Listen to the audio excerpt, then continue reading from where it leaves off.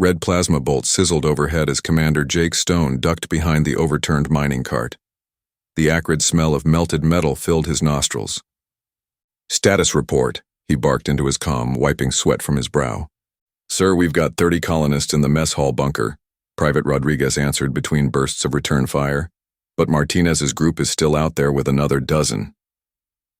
A horrifying screech pierced the air, followed by the distinctive thud, thud, thud of alien footsteps. Stone risked a peek over the barricade. Through the settlement's dusty main street, he spotted 3 of them, tall, dark figures moving with an unnatural grace, their armor gleaming under the colony's artificial lights. "Those ugly suckers are tough," Sergeant Wells growled from his position behind a stack of supply crates. "Regular rounds just bounce off." Another volley of plasma fire forced them lower. A colonist woman sprinted past their position, clutching a small child to her chest. Stone grabbed her arm and pulled her behind cover just as a bolt scorched the ground where she'd been standing. "The mining lasers," she gasped, trembling. "In Warehouse 3. They're powerful enough to cut through anything." Stone's eyes lit up. "Wells covering fire. Rodriguez with me. We're making a run for Warehouse 3. "Great plan, sir," Rodriguez muttered. "Just one tiny problem. Warehouse 3 is on the other side of those trigger-happy ETs. Then we'll just have to be creative." Stone checked his ammo and grinned, ready to show these aliens why picking a fight with humans was a really bad idea. As the smoke cleared and the battlefield fell into an eerie silence, Stone wiped the sweat from his brow, his grin fading into something more contemplative. Somewhere, beyond the human frontiers, others had been watching. In a distant, sterile collective laboratory, a different kind of battle was about to begin. One not of weapons, but of perception. Through the settlement's dusty main street, Stone spotted 3 of them, tall, chitinous creatures with too many limbs moving in perfect, mechanical synchronization. Their weapons glowed with deadly energy. Stone did something unexpected. He stood up. A strange, fierce grin spread across his face as plasma bolts whizzed past him. The alien attackers hesitated, their synchronized movements faltering at the sight of his expression. "Sir, what are you—" Rodriguez started. "Now," Stone commanded, still grinning.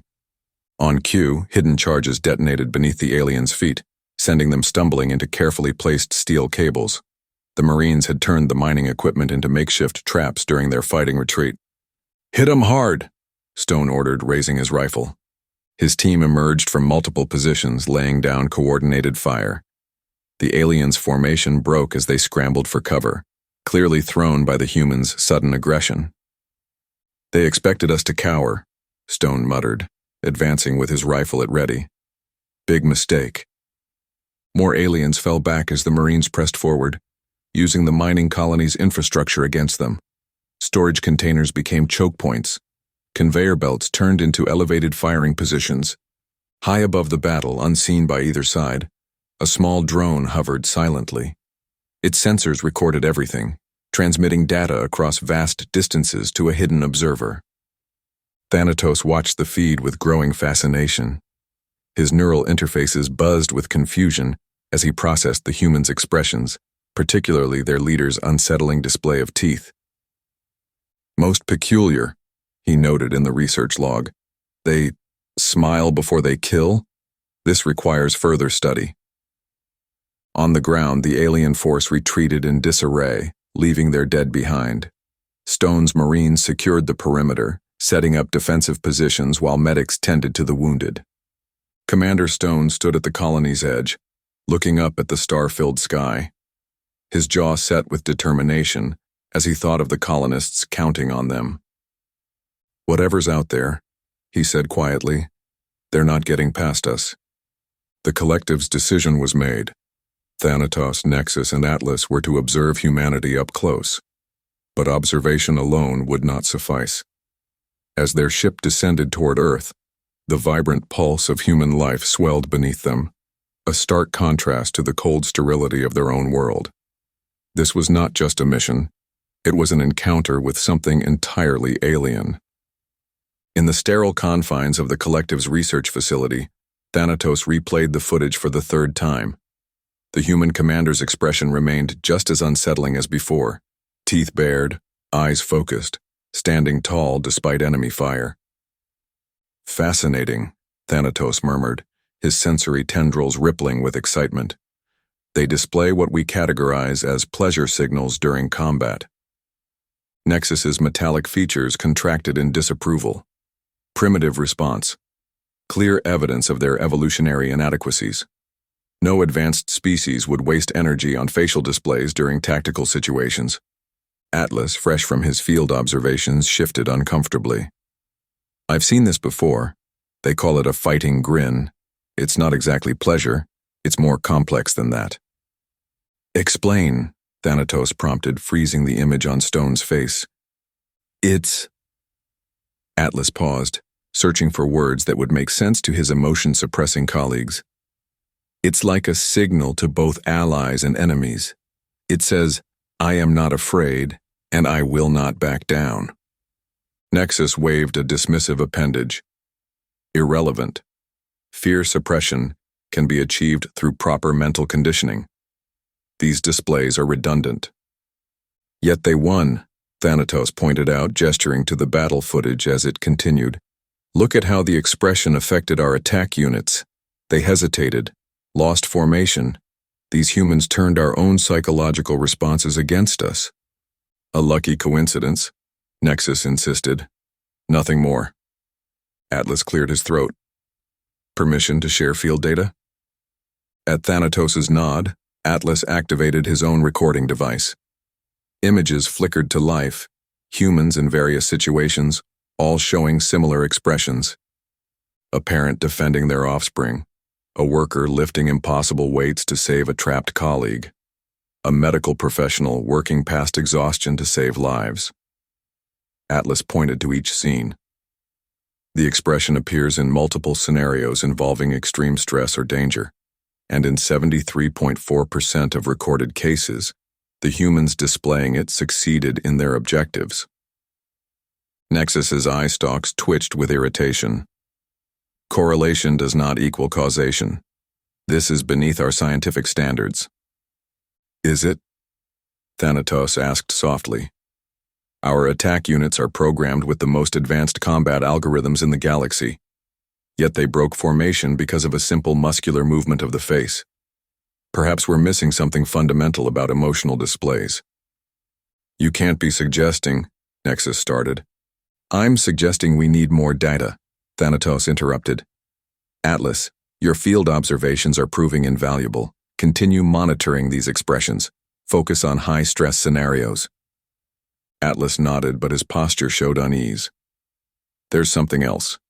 The longer I observe them, the more I notice that these expressions are contagious. When one human shows this grin, others often follow." Atlas cleared his throat. "Permission to share field data. During my observations, I witnessed humans using these expressions in multiple contexts. They smile during social bonding, during threats, and even in moments of extreme stress." "A waste of neural pathways," Nexus declared. "One signal serving multiple purposes only creates confusion." Thanatos leaned forward, his research tendrils coiling with interest. "Or perhaps that's exactly what makes it effective. Consider the tactical advantage, a single expression that can both strengthen group bonds and unnerve opponents." "You sound almost admiring," Nexus said sharply. "Need I remind you of collective doctrine regarding emotional displays?" "I'm merely following the data," Thanatos replied. "These humans survived our initial contact team's attack. That," as Thanatos stood by the window watching humans share laughter and meals under neon-lit streets, a quiet realization took root. This was a species that thrived on emotion, not in spite of it. Meanwhile, light years away, another human prepared for a different kind of battlefield. Ambassador Diana Pierce stepped into the towering halls of the Collective High Council, her own smile carefully measured for war. Plasma bolt sizzled overhead as Jake Stone rose from behind the barricade, his face split into a wide, unsettling grin that made even his own Marines do a double take. "Sir, what are you doing?" Private Rodriguez hissed. Teaching them a lesson, Stone said, his grin growing wider. He grabbed a handful of mining charges from his pack. The alien attackers hesitated, their fire faltering at the sight of the smiling human standing in plain view. Their chittering grew confused, uncertain. "Now!" Stone bellowed. Marines popped up from hidden positions, tossing makeshift flashbangs cobbled together from mining equipment. The explosions lit up the settlement's main street like daylight. Stone hurled his charges, which stuck to the aliens' hover tanks with magnetic clamps. "Fire in the hole!" The charges detonated, flipping 2 tanks. The aliens scattered in panic, their formation breaking. More Marines emerged from the colony's storage buildings, catching the invaders in devastating crossfire. Hidden in the shadows, a small silver drone recorded everything, its lens focused on Stone's face. "They smile before they kill?" The message transmitted across space to its master. The aliens retreated in chaos, leaving smoking wreckage behind. Stone watched them flee, his grin fading to a determined line. His team moved quickly to set up defensive positions, dragging barriers into place and setting up auto turrets. Stone stood at the colony's edge, looking up at the star-filled sky. Whatever these aliens were, they'd be back. He checked his weapon, jaw set. These colonists were under his protection, and he'd die before letting them down. As Pierce's reflection stared back at her from the polished corridor walls, she recognized the challenge ahead. But she wasn't alone in this fight. On Earth, in a quiet cafe under the glow of streetlights, another meeting was about to begin. One that would test the patience of both humans and the collective's most skeptical minds.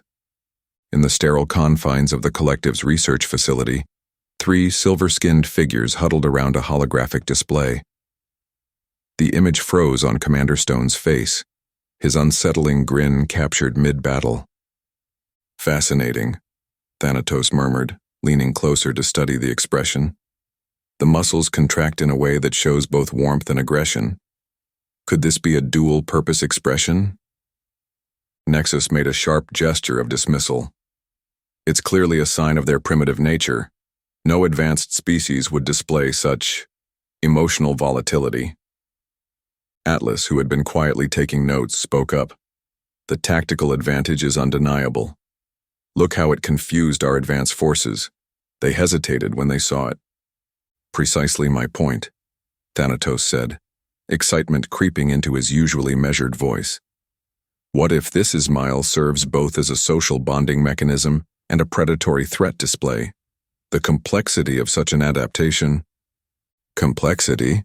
Nexus scoffed. "It's regression, pure and simple. A species so driven by emotional displays cannot maintain stability. They're dangerous." The hologram shifted to show different angles of the battle.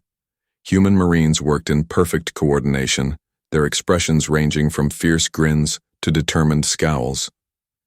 Their emotional state didn't impair their efficiency, Atlas observed. If anything, it enhanced their unit cohesion. "An evolutionary dead end," Nexus insisted, turning away from the display. "The collective abandoned such primitive responses for good reason. These humans are nothing but a cautionary tale." Thanatos felt torn between his scientific curiosity and his ingrained beliefs. "We should study them further before making final conclusions." A soft chime interrupted their debate. A message appeared on the main screen. "Directive: proceed with detailed analysis of human emotional expressions. Field observation authorized. Priority high." Nexus's face hardened. The collective leadership is making a mistake. These creatures are a threat to galactic stability. "Or perhaps," Thanatos said carefully, "they represent something we don't yet understand." Atlas nodded slowly, still watching the footage. "Their tenacity is remarkable." "Remarkable?" Nexus spat the word. "Their behavior is erratic, unpredictable. They smile while fighting. How can you not see the danger?" Thanatos gathered his research materials, trying to maintain an air of scientific detachment. But as he headed for the exit, he couldn't help glancing back at the frozen image of Stone's battle smile. Something about that expression tugged at him, unsettled him, yet drew him in. It challenged everything the collective had taught about the superiority of emotional suppression. The doors slid open with a soft hiss. Earth awaited. The gift basket sat untouched on the table, its contents a quiet symbol of something shifting. Thanatos turned the small plush toy over in his hands, its stitched smile unsettling yet oddly reassuring. But before he could begin to grasp its meaning, a far greater threat loomed in the dark void of space. Jake Stone was already en route, racing toward the frontier, where old enemies had returned. The three alien observers materialized in a quiet alley, their cloaking technology hiding them from human eyes. The stark difference between their sterile world and Earth hit them immediately. The noise, the colors, the chaos of it all made their heads spin. This sensory overload is overwhelming, Thanatos whispered, his silver skin reflecting the neon signs from nearby shops. Atlas pulled out his recording device, frantically trying to capture everything. Look at the variety of facial expressions. That human just showed 3 different smile types in one conversation. Nexus backed against a wall, clearly disturbed. This is barbaric. The lack of emotional control is appalling. They moved through the crowded streets, carefully staying in the shadows. Street vendors called out their wares. Music poured from cafes. And everywhere, humans were expressing themselves without restraint. Note how that female's smile changed when greeting her friend versus when accepting her purchase, Atlas muttered into his recorder. The first showed teeth, crinkled eyes. The second was closed lip, brief. Thanatos watched a group of teenagers laughing at their phones. The emotional displays appear contagious. When one starts, others join in. Primitive pack behavior, Nexus scoffed, but his voice wavered with unease. They followed various humans throughout the day, documenting the subtle shifts in expression. A business meeting showed forced smiles of politeness. A couple on a park bench shared soft, intimate smiles. A waiter's professional smile turned genuine when receiving a generous tip. Our categories are insufficient, Thanatos admitted. We have no classification for these nuances. Their observation was interrupted by raised voices. 2 adults argued over a minor collision of shopping bags. Between them stood a small child, who looked from one angry face to another. Then, surprisingly, the child smiled, bright and disarming. The tension broke. The adult's anger melted away, replaced by embarrassed chuckles. Thanatos felt something stir inside him. This wasn't primitive at all. This was sophisticated, complex. The child had expertly manipulated the emotional atmosphere. As evening fell, they retreated to their hidden base, a borrowed apartment with one-way windows. Thanatos stood at the glass, watching a family restaurant across the street. Through the window, he could see people sharing meals, laughing, talking with animated expressions. Look how they bond over sustenance, Atlas noted, still recording. The sharing of food seems to amplify their emotional connections. Nexus sat in a corner, his back to the window. We should return to the ship. This is too much exposure to their chaos. But Thanatos couldn't look away from the scene below. A father was teaching his daughter to use chopsticks, both giggling at her clumsy attempts. An elderly couple shared knowing smiles over their wine glasses. A group of friends celebrated something, their joy evident in every gesture. These weren't just expressions, he realized. They were a language all their own, a complex system of emotional communication that the collective had never bothered to understand. As the cruiser cut through the darkness, Stone's fingers drummed against his console, the weight of impending battle heavy on his mind. But as he prepared for war, another battlefield was unfolding elsewhere, not one of weapons but of diplomacy. Ambassador Pierce had found them, and she wasn't smiling anymore. Ambassador Diana Pierce stood tall in the vast council chamber, its metallic walls reaching impossibly high. The room felt cold and lifeless, much like the expressionless faces of the collective High Council members who sat in tiered rows before her. As she stepped forward, Pierce offered a warm, diplomatic smile, the same one that had helped her forge countless agreements on Earth. But here, it landed differently. The council members shifted uncomfortably in their seats. Some narrowed their eyes while others leaned back as if physically struck. "Honorable Council," Pierce began, her voice steady and clear, "I come before you today." "The human shows aggression," interrupted one of the council members, their silver skin reflecting the harsh overhead lights. "See how it bares its teeth?" Pierce quickly adjusted, letting her smile fade to a more neutral expression. "I assure you my expression was meant as a gesture of friendship and respect." She noticed how they watched her face with a mixture of fascination and horror. An idea formed. Perhaps their discomfort could work to humanity's advantage. She allowed a slight smile to return, watching as it created ripples of unease through the chamber. "Your species' emotional displays are primitive and dangerous," declared another council member. "Such unstable behavior threatens the careful order we have maintained for millennia." Pierce took a measured breath. With respect, emotions aren't a weakness to be suppressed. They're tools that help us understand each other, build trust, and find common ground. She moved closer to the council's platform, her smile growing warmer. Several members visibly recoiled. "When I smile, it's not a threat. It's an invitation to connect, to share understanding." "Impossible," scoffed a third council member. "Your kind's reliance on emotional expression makes you unpredictable, volatile." "Yet that same emotional capacity," Pierce countered, carefully modulating her tone to be both firm and gentle, "allows us to adapt, to empathize, to find creative solutions where pure logic might fail." The chamber erupted in murmurs. Pierce maintained her composed demeanor, though she felt anything but calm inside. She used their discomfort strategically now, letting her expressions shift subtly between confidence and openness, watching as it kept them off balance but engaged. After several more heated exchanges, Pierce made her exit from the chamber. The massive doors sealed behind her with a heavy thud. Alone in the polished corridor, she caught her reflection in the metallic wall. Her smile looked strained now, tight around the edges. The weight of representing humanity to a species that feared their very nature pressed down on her shoulders. She touched her reflection, studying the tension in her face.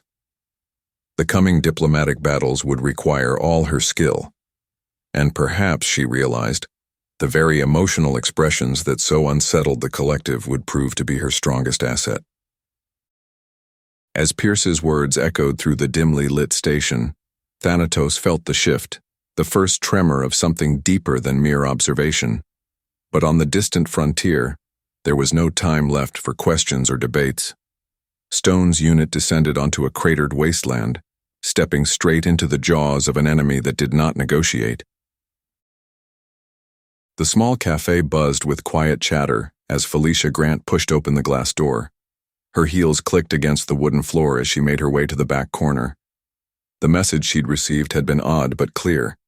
Look for 3 tall figures in gray suits. She spotted them immediately.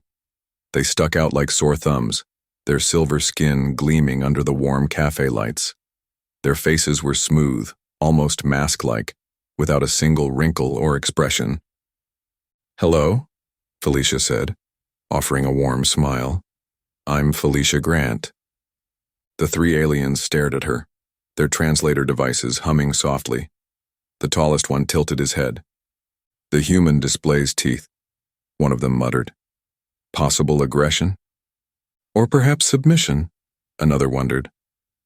"I assure you it's just a friendly greeting," Felicia said, sliding into the empty chair.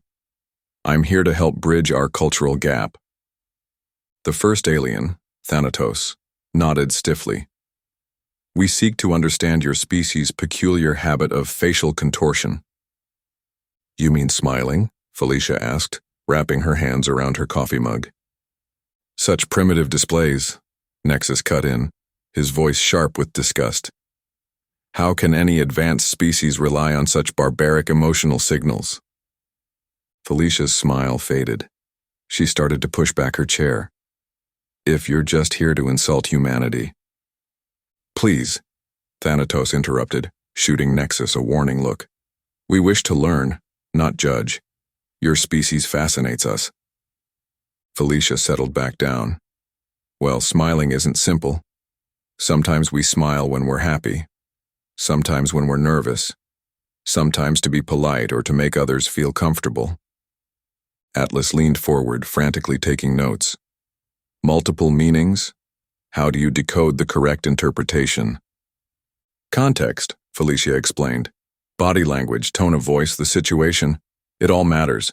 Even we sometimes have trouble reading each other's smiles correctly. The three aliens exchanged glances, clearly struggling with this concept. Before leaving, Felicia placed a small gift basket on the table. A few Earth souvenirs. To help you understand us better. After she departed, Atlas picked up a small plush bear with a stitched-on smile. He turned it over in his hands, baffled by its purpose. Thanatos stared at the toy, then at his colleagues. For the first time, their certainty about emotional suppression felt less absolute. The Void Hunters were real. The battle had barely begun, but already Stone could see the shape of something monstrous forming in the shadows. Meanwhile, on Earth, Thanatos sifted through long-forgotten archives, his breath hitching as he uncovered the truth. The collective had known all along, and they had chosen to forget. The UHF cruiser Defiant Dawn cut through the darkness of space, its engines humming with urgency. Commander Jake Stone stood in the ship's main briefing room, his jaw tight as he listened to the harrowing accounts from the mining colony refugees. They came like shadows, a miner said, his hands shaking. Not like the first attackers. These things didn't want our resources. They wanted us. People just went blank, empty. Lieutenant Elena Ramirez watched her commander's face darken. She knew that look. Stone was processing, planning, preparing for war. How many were lost? Stone asked quietly. 17. Just gone. Their bodies were there.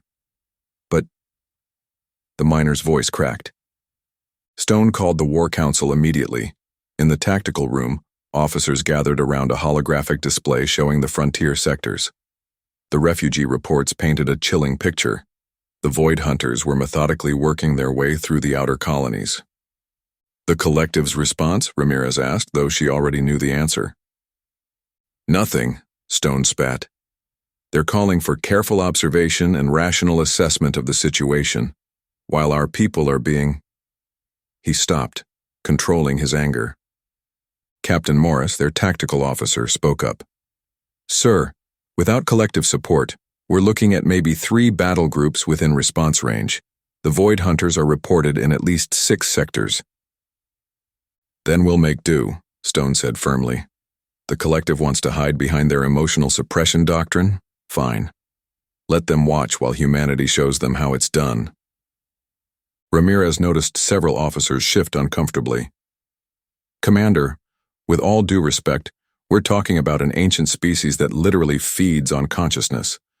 The stories say they nearly wiped out the collective ages ago. Stone's lips curved into that unsettling grin, the same one that had unnerved their previous attackers. Good. Then they're out of practice, and we're not. He activated the tactical display, highlighting defensive positions. We'll coordinate with colonial militia, set up early warning systems. The Void Hunters want predictable, orderly minds to feed on. Let's show them how humans fight. The meeting continued with rapid-fire planning. Stone's anger at the collective's abandonment transformed into cold determination. They would protect their people, with or without alien support.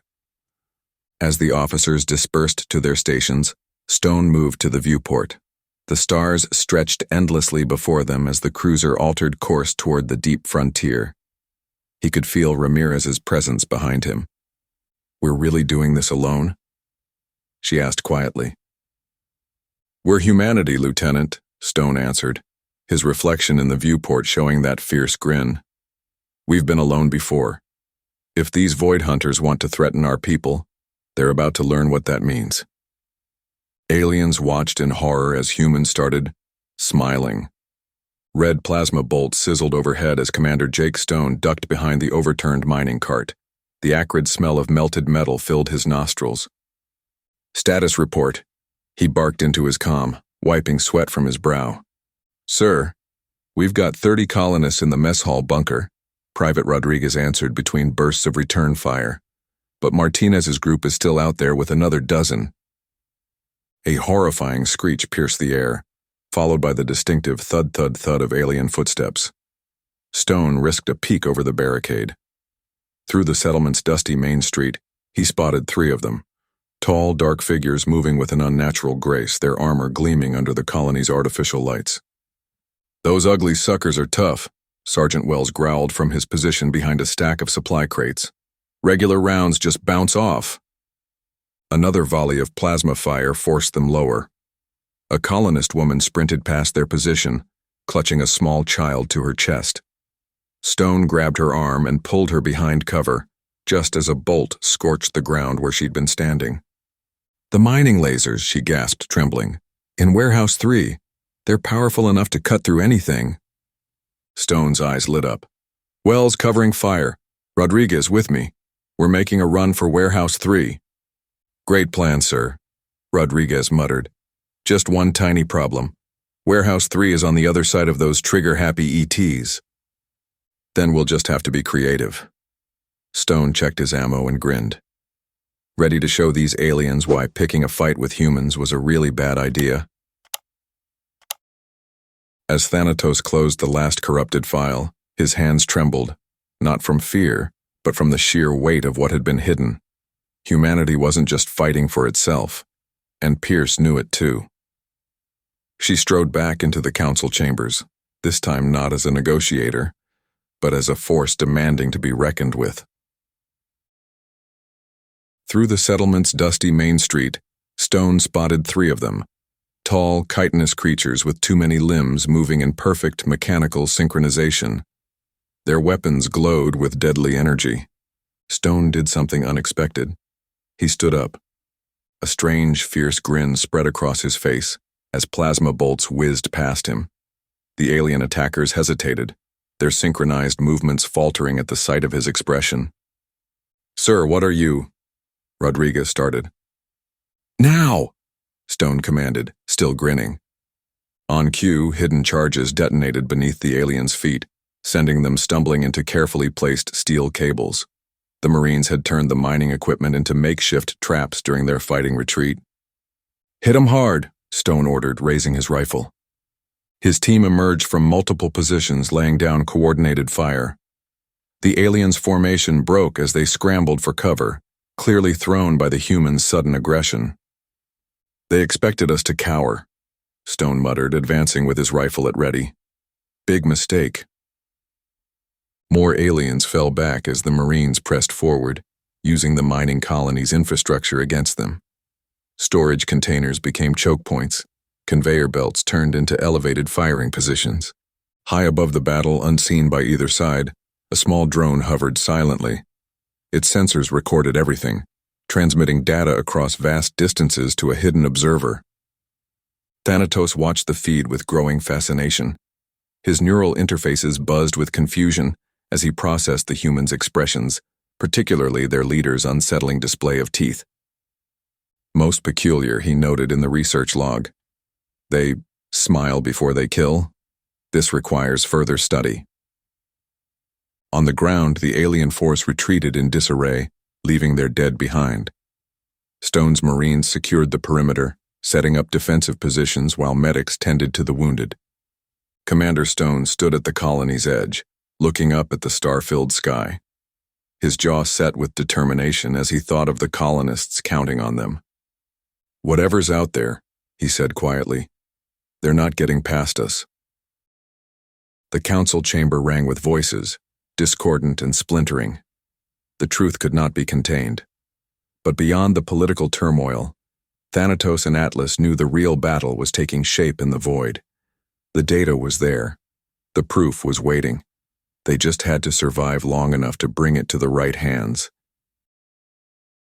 In the sterile confines of the collective's research facility, Thanatos replayed the footage for the third time. The human commander's expression remained just as unsettling as before, teeth bared, eyes focused, standing tall despite enemy fire.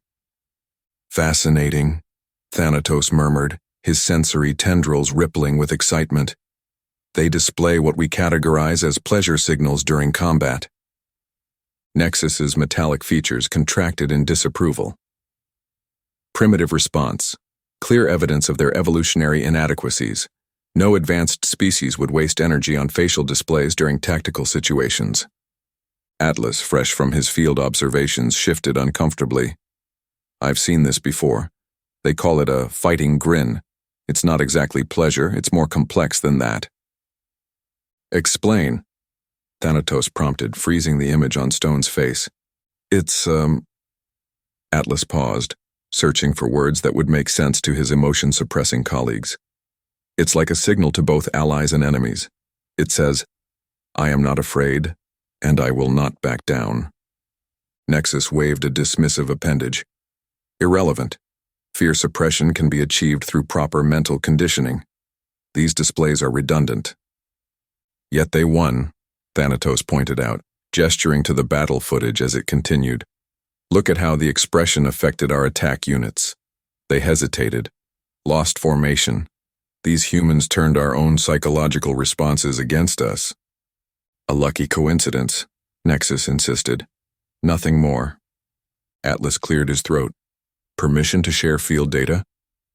At Thanatos's nod, Atlas activated his own recording device. Images flickered to life, humans in various situations, all showing similar expressions. A parent defending their offspring, a worker lifting impossible weights to save a trapped colleague, a medical professional working past exhaustion to save lives. Atlas pointed to each scene. The expression appears in multiple scenarios involving extreme stress or danger, and in 73.4% of recorded cases, the humans displaying it succeeded in their objectives. Nexus's eye stalks twitched with irritation. "Correlation does not equal causation. This is beneath our scientific standards." "Is it?" Thanatos asked softly. "Our attack units are programmed with the most advanced combat algorithms in the galaxy, yet they broke formation because of a simple muscular movement of the face. Perhaps we're missing something fundamental about emotional displays." "You can't be suggesting," Nexus started. "I'm suggesting we need more data," Thanatos interrupted. "Atlas, your field observations are proving invaluable. Continue monitoring these expressions. Focus on high-stress scenarios." Atlas nodded, but his posture showed unease. "There's something else. The longer I observe them, the more I notice that these expressions are contagious. When one human shows this grin, others often follow." Atlas cleared his throat. "Permission to share field data. During my observations, I witnessed humans using these expressions in multiple contexts. They smiled during social bonding, during threats, and even in moments of extreme stress." "A waste of neural pathways," Nexus declared. "One signal serving multiple purposes only creates confusion." Thanatos leaned forward, his research tendrils coiling with interest. "Or perhaps, that's exactly what makes it effective. Consider the tactical advantage. A single expression that can both strengthen group bonds and unnerve opponents." "You sound almost admiring," Nexus said sharply. "Need I remind you of collective doctrine regarding emotional displays?" "I'm merely following the data," Thanatos replied. "These humans survived our initial contact team's attack." The stolen archives burned like a brand in Thanatos's mind. They had what they needed. Now the only question was who would listen. But on the edge of the frontier, Jake Stone had already made his decision. The fleet was assembled. The time for diplomacy had passed. The doorbell chimed at Thanatos's research station, catching all three aliens off guard. They weren't expecting visitors. Their presence on Earth was supposed to be secret. The small converted warehouse had been chosen specifically for its isolation. Ambassador Diana Pierce stood in the doorway, her warm smile radiating genuine friendliness. The late afternoon sun caught her diplomatic insignia, making it glint. "Good evening, gentlemen. I believe we have much to discuss." Nexus stumbled backward, his silver skin taking on a paler shade, almost white like paper. The human's direct emotional display seemed to physically affect him, as if her smile was a weapon. Thanatos remained still, his analytical mind working overtime to process this unexpected development. Atlas, however, leaned forward slightly, unable to hide his fascination with seeing a human diplomat up close. His fingers twitched, eager to take notes. "How did you find us?" Thanatos asked, his voice carefully neutral. His three-fingered hand gripped the edge of a nearby desk. "Let's just say Earth's intelligence networks are better than the collective gives us credit for," Pierce replied, maintaining her gentle smile. "May I come in?" After a moment's hesitation, Thanatos nodded.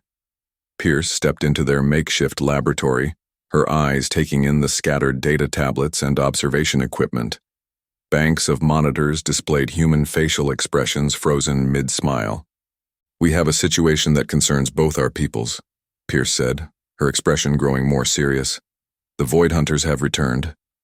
Nexus's head snapped up so fast it made a clicking sound. "That's classified information. You shouldn't know about them?" Pierce finished, raising an eyebrow. "And yet we do. We've encountered them at our outer colonies. They're moving again, and we need to know what the collective knows about them." "This is exactly why emotional species can't be trusted," Nexus burst out, his voice rising to a screech. "You're reckless, charging into matters beyond your understanding." Pierce turned to face him, her smile fading into something softer, more empathetic. Her voice was gentle, like someone talking to a frightened child. "I understand you're afraid, Nexus. Not of us, but of what accepting our help might mean for everything you believe in." The words hit home. Nexus froze, his features contorting in confusion. His mouth opened and closed several times without making a sound. He hadn't expected such insight from a primitive, emotional being. "Your emotional displays are a liability," Nexus insisted, but his voice wavered slightly. His hands shook as he spoke. "Are they?" Pierce asked gently. "Or do they allow me to understand you better than you understand yourselves?" I can see the curiosity in Atlas's posture, the analytical interest in Thanatos's gaze, and yes, your own fear of change, Nexus. Thanatos exchanged glances with Atlas. The human ambassador had read them all perfectly, using her emotional intelligence to cut straight to the heart of their dynamic. Atlas's data pad slipped forgotten from his fingers. "The Void Hunters are a threat to all sentient life," Pierce continued. "We need to work together. What do you know about them?" Nexus stepped toward the door, his movements jerky and uncoordinated. "This is madness. We cannot trust Dash." "They feed on consciousness," Thanatos interrupted, ignoring Nexus's glare. "Our records suggest they once nearly destroyed the collective."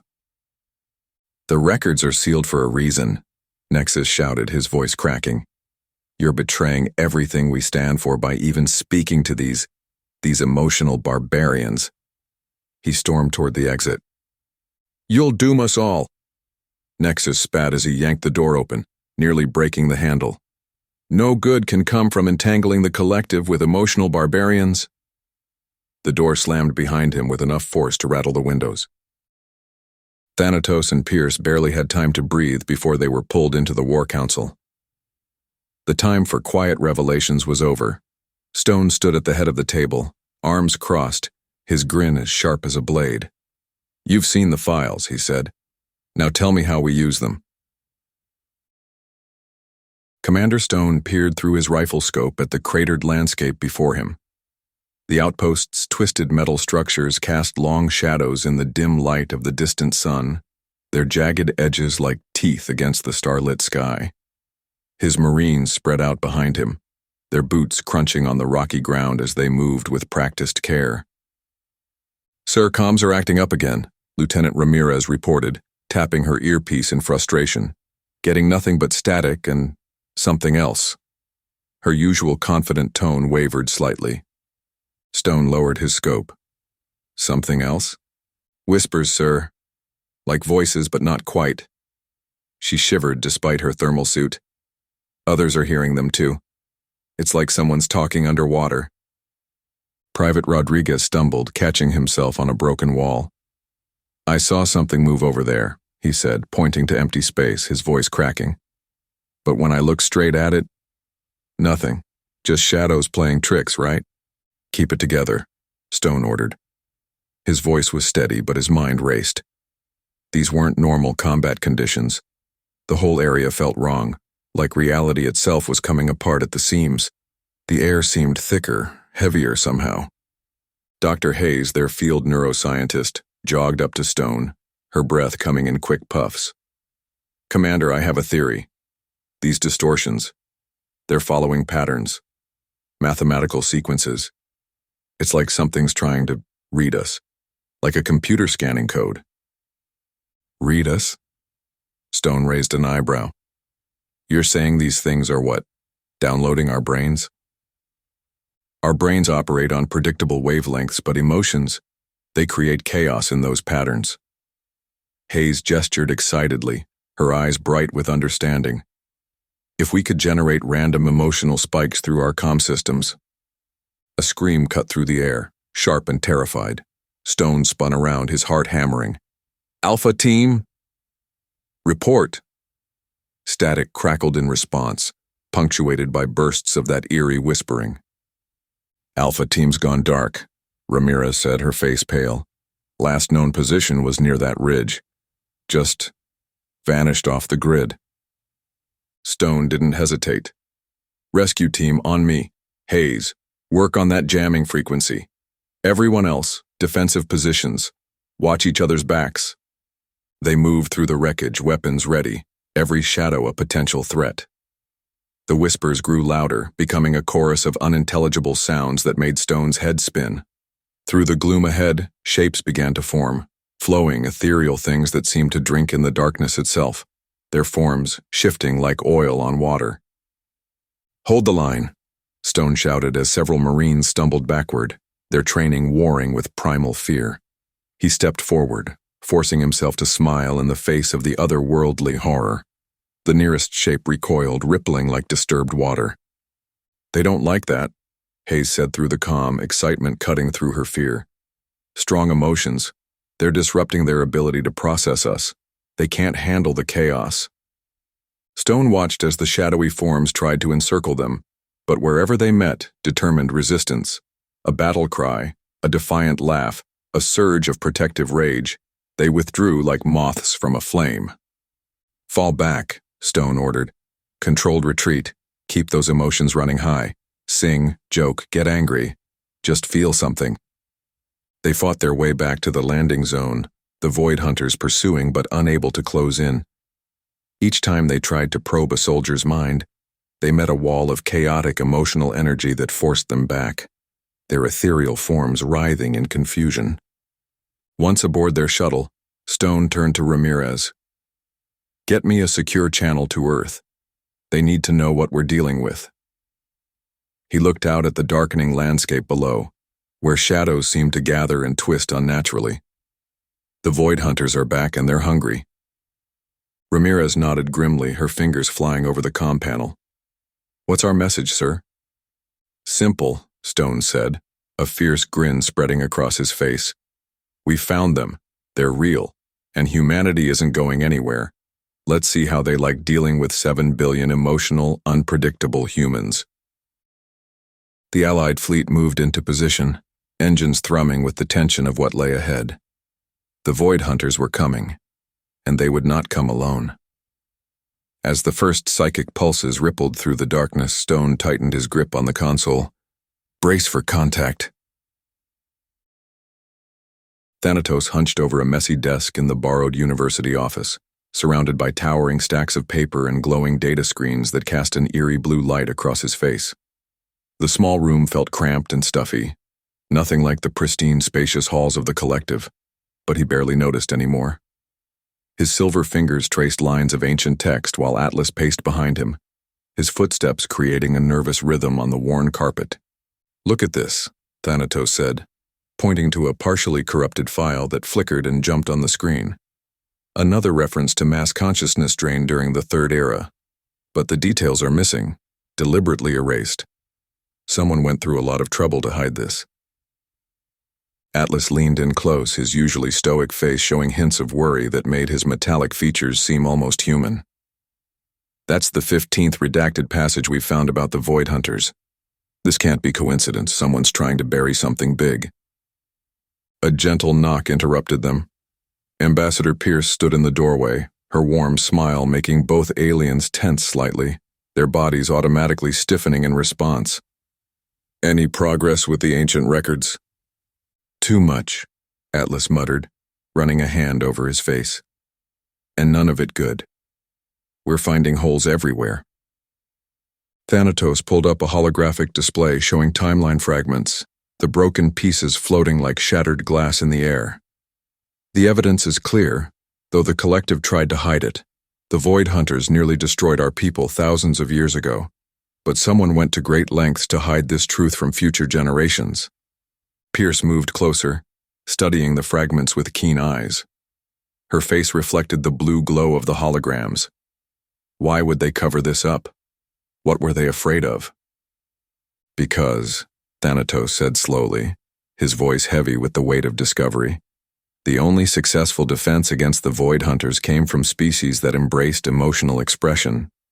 The historical records show multiple logical, ordered civilizations falling easily to the Hunters, like dominoes in a row. But cultures with strong emotional bonds? They survived. They fought back. They won." Atlas stopped pacing, his feet frozen mid-step. The collective built its entire society on suppressing emotion, calling it primitive, dangerous, something to be eliminated. But what if that made us more vulnerable? What if we've been wrong this whole time? "The leadership must have known," Thanatos continued, pulling up file after damning file. "They chose to hide the truth rather than admit their fundamental beliefs might be wrong. They buried our history to protect their ideology." Pierce watched Thanatos' hands tremble on the controls. She had never seen a collective member show such distress. It was like watching a statue crack. "Everything we believed." Atlas sank into a chair, his massive frame making it groan. "Our so-called superiority, our emotional suppression, it's left us defenseless against our greatest threat. We've been living a lie." Thanatos stared at the ancient battle footage, warriors of long-extinct species standing together, their faces alight with fierce joy as they drove back shadowy figures that seemed to drink the light. Just like Stone's expression in that first recording, that battle smile that had started it all. "The humans," Atlas whispered. "Their emotions aren't primitive. They might be the only reason we survive." Thanatos closed his eyes. The weight of the truth pressed down on him. The power his people had forsaken, the thing they had suppressed for centuries, was the one thing that could save them now. As the first Void Hunter wave struck, the Allied fleet staggered, but did not break. The Hunters had predicted their tactics, their formations, but what they couldn't predict, what they had never encountered, was chaos. And nowhere was chaos more alive than in the cockpit of a human pilot refusing to die quietly. Ambassador Pierce stood in the Grand Council chamber, heart pounding beneath her composed exterior. The High Council's silver faces were impassive, their luminous eyes unreadable. She activated her datapad. Holographic images flickered to life. Human colonies turned to husks, shadowy forms consuming entire cities, toys left abandoned in ghostly silence. "They don't just kill," Pierce said. "They consume consciousness, and they are coming." Nexus, one of the High Council's staunchest traditionalists, sneered. "Emotional fear-mongering. You seek to manipulate us." "This isn't manipulation." Pierce met his gaze without flinching. "This is survival." She pulled out a worn data crystal. "And your own history proves it."